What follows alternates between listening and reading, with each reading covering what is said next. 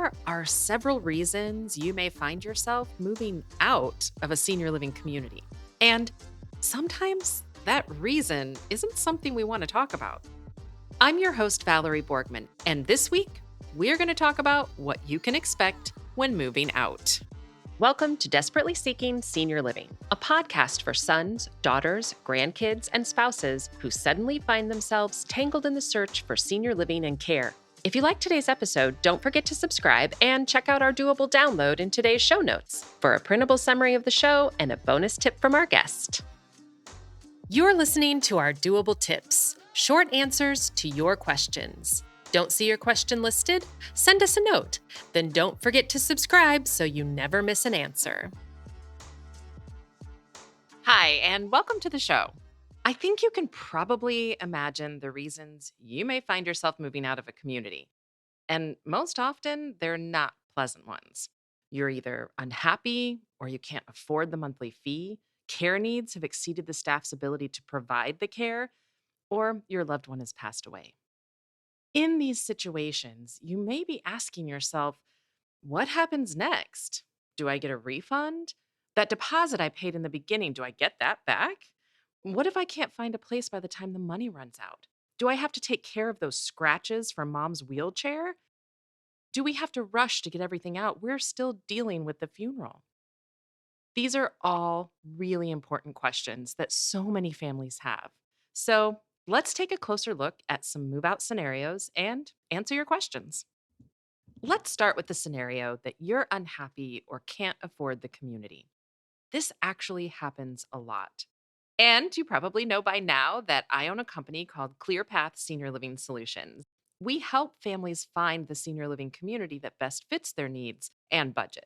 But we always tell families that even with all our years of experience, all the tours we've done, we don't live in any of these places. So, on occasion, we've had clients that either come to us already unhappy with their current situation or come back to us because the community they chose wasn't what everyone thought it would be. Other times, families believed their loved one would have enough money and either their care needs increased, speeding up how quickly their money was spent, or they chose a certain community based on how it fit at the time of the move, knowing that they'd most likely have to move in the future due to funds running out. So, in these scenarios where you are choosing to move, even if it's because you can't afford it anymore, most communities will require a 30-day notice. You can move at any time. It's just that you're financially responsible for another 30 days. So, if money's the issue, make sure you've given yourself plenty of time.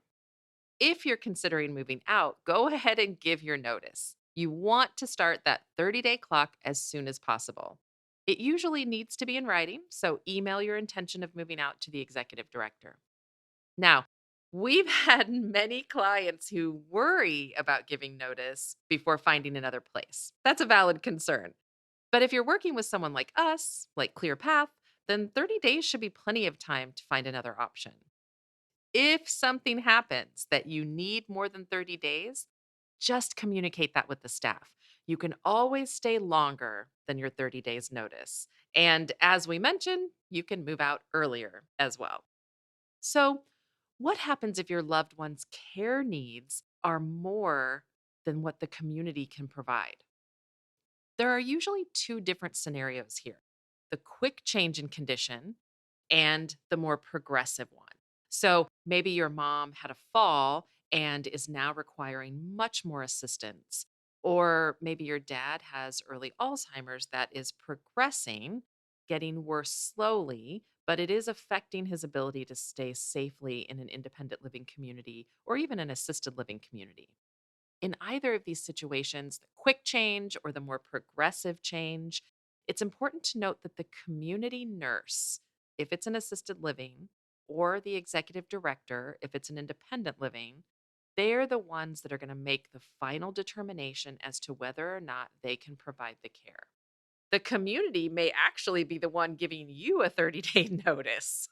We see this especially in the more progressive situations, but hopefully they've already communicated their inability to provide the care or that maybe it's not a good fit anymore, way before you get a notice. So hopefully that notice is not a surprise.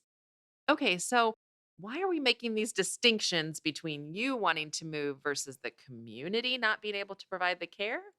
Well, it's because in the situation where the community can no longer provide the care, or if your loved one passes away, then you usually are not going to be responsible for a 30-day notice. So even if the community gives you a 30-day notice, you're usually not financially responsible if you move out before that notice is up. And if they're no longer providing care, then you should only be responsible for paying rent costs until you move out. Now, I know this is a little confusing, and every community is going to be a little bit different in terms of what their rules are or what their procedures are. But they're usually going to prorate based on when you completely clear the apartment in the situation where it's not your choice and you maybe do a refund. That said, this can be affected by staffing issues sometimes. The rule for some communities might actually be 5 days or a few days after you clear the apartment before your financial responsibility stops. And you should always ask if you're due a refund. You want to make sure that you make it clear in writing. It can take up to 30 days to get your money back. And I'm sorry to say, the deposit that you paid at the beginning isn't the same kind of deposit that you may be used to in other rentals.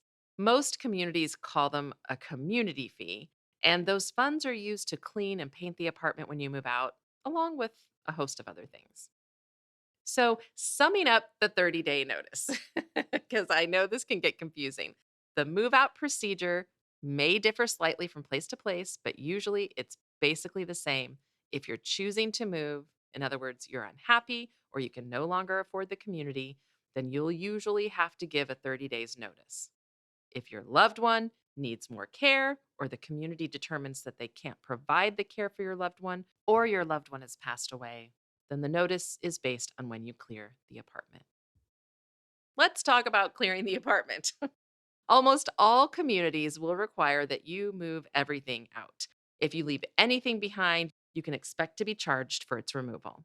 This can be such a big job, especially if your mom or dad has lived there for a long time. We've actually had many families that enlisted the help of other residents who maybe there were things that they wanted. If this is a situation where you're downsizing and you can't keep everything, or if your loved one has passed away and you're completely clearing the apartment. Or there are sometimes community organizations that will come and pick up things that you can donate as well.